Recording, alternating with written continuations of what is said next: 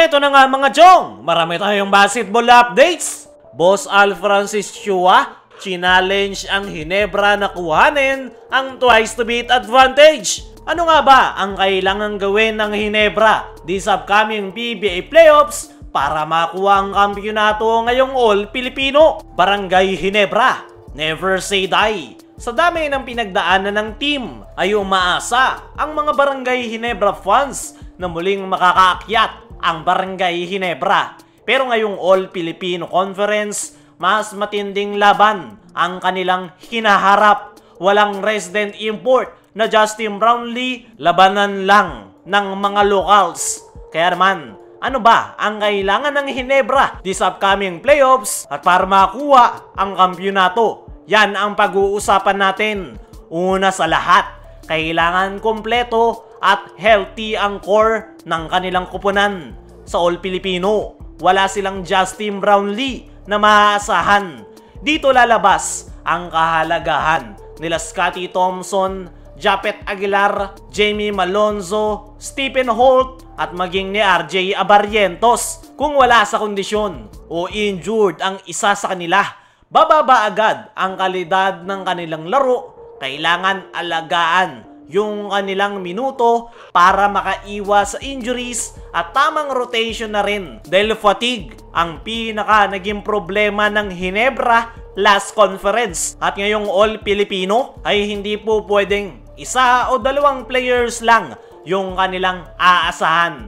Kailangan gumalaw ang bola, may off-ball screen at spacing. Kumbaga, total teamwork ang kailangan nilang may pakita. Kapag maganda yung kanilang ball movement, mas madali para sa mga shooters gaya ni Stephen Holt o Jamie Malonzo na makahanap ng open looks. Hindi rin mapapagod agad si Japet Aguilar sa ilalim kung maayos ang rotation ng bola. Pero mas magiging maganda para sa kupunan ni Coach Tim kung makakakuha sila ng isang big man na makakatulong kay Japet. Yan lang talaga yung kulang sa kanilang kupunan. Kaya kung makakakuha sila ng bagong big man, ay hindi na sila kakabahan every time na hindi maganda yung nilalaro ni Japet. Pero defense wins championship.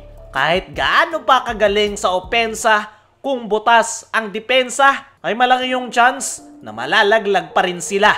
Sa All-Filipino, malalakas yung mga kupunan gaya ng San Miguel Beermen, TNT Tropang Giga at Magnolia Hotshots. Lahat mayroong malalakas na big man at gwardya. At para mapigilan yung mga kupunan na yan, kailangan ng Ginebra na maging disiplinado sa depensa. Dito papasok sila Jason David na napakataas ng energy, hustle, lalong-lalo na pagdating sa depensa. At yung mga gaya nga ni Jason David, yung kailangan ni Coach Tim para mas tumaas yung kanilang energy sa depensa. At yan, yung kailangan gayahin ni Japet, Jamie Malonzo at iba pa dahil kadalasan walang energy o tinatamad silang maglaro. Bukod sa depensa, isa rin sa kailangan gawin ng Ginebra buong playoffs ay bench depth at role players. Championships rely on depth. Hindi pwedeng starter lang ang aasahan. Malaking bagay yung magiging contribution nila Jason David, Ralph Koo at Ben Adamos kung may isa o dalawang bench players na makapagbibigay ng spark sa bawat laro. Malaking tulong na yun para makapagpahinga yung mga starters at manatiling fresh sa crunch time. At kung magagawa ng Ginebra ang tatlong bagay na stay healthy, play smart at defense hard, baka ito na ang pagkakataon nilang muling makuha ang kampyonato ngayong All-Filipino. At syempre, kung may isang bagay na hindi mawawala, ay kailangan nandoon pa rin ang kanilang never say die spirit. Pero tingnan na lang natin kung may ipapakita yan ng Barangay Ginebra. Dumako naman tayo dito sa kabilang balita. Boss Al Francis Chua, challenge ang Ginebra na kuhanin ang twice to beat advantage. Sa ngayon nga mga chong, ay mayroon pang natitirang dalawang laro ang Barangay Ginebra. At hindi nga basta-basta yung dalawang laro na yan dahil TNT at Rain or Shine ang kanilang kakaharapin. At ayon nga sa mga insiders, ay challenge ni Boss Al Francis Chua ang Barangay Ginebra na makuha ang twice to beat advantage. Nagbigay pa nga ito ng motivation sa Barangay Ginebra players kung saan merong naghihintay sa kanila na big bonus sakaling makabalik sila sa PBA Finals at makakuha ang kampyonato. Sa ngayon nga mga chong, ay ang kailangan gawin ng Ginebra para makakuha ang twice to beat advantage ay kailangan nilang maipanalo ang kanilang natitirang laro. Once nga na may panalo ng Ginebra yung kanilang remaining games, ay sigurado nang makukuha nila ang twice to beat advantage.